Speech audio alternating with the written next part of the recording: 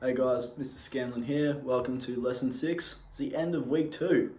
Congrats to you guys for making it. This lesson we're going to be looking at alliteration and repetition. So those are two concepts that advertisers use to make their brands and their products more memorable for customers. So we'll start off, I think, with alliteration, because alliteration is quite an easy one to get your head around. And alliteration is where we have a selection of words. Can be two, can be three, can be more, all of which start with the same letter. So the easiest way to explain that is to think of superhero names. If we look at Peter Parker, for example, who is Spider-Man, both those names start with P, Peter Parker. Bruce Banner is another one, Green Goblin. I'm sure there's more, you could probably think of heaps more than I could. I think my favourite that I can, off the top of my head, would be James Jonah Jameson Jr. All four names, all start with J. That's pretty good alliteration.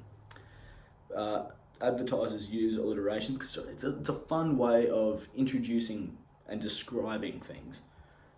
If you use things, words that all start with the same letter, rather than just any old words.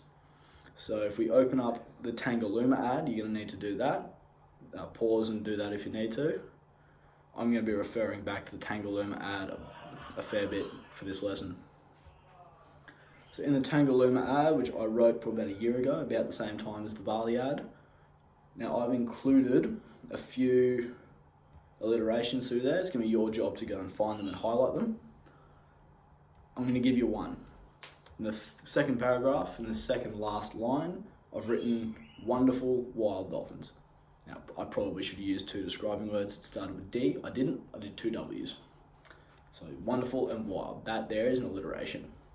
If I'd done two words that start with D, like delightful, delicious dolphins, don't think I can say that anymore. That'd be an even better alliteration. So your task, which I think is activity 1, is to go through and find all of the alliterations and highlight them. Next is repetition. Now in lesson 4 we talked about cohesion, cohesion being that. Repetition is very, very similar, but it talks more about almost exact words that are the same. So if you have a section of written text, having one word somewhere in the first paragraph, and then in all the other paragraphs as well, it links together and it makes it flow. So one example from the Tangalooma ad I've done is the third word, paradise. So it's up there, it's one of the first words in the opening paragraph, it's in the last word, in the last paragraph. So it starts off, the natural paradise of the Moreton Bay region.